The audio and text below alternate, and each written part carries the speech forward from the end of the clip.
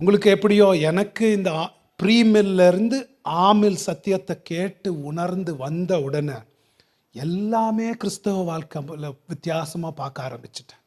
கிறிஸ்தவ வாழ்க்கையில் எல்லாமே ரொம்ப சீரியஸாக போச்சு. சபைக்கு அர்ப்பணித்து சபை தான் உயிராக எனக்கு போச்சு. ஐயோ, சபை தான் கடவுளுடைய பிளான்ல சென்டரு.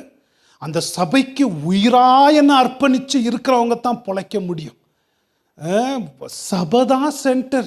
அது யூதனானாலும் புறமதஸ்தனானாலும் சபைக்கு சுவிசேஷத்தை கேட்டு சபைக்குள்ளே வந்தால் தான் அவர் ரட்சிக்கப்பட முடியும். சபை அன்றி வெளியில் ரட்சிப்பு இல்லை. கிறிஸ்து சபைக்கு நடுவில் தான் நடக்கிறார். 7 குத்து விளக்கு நடக்கிறாரு.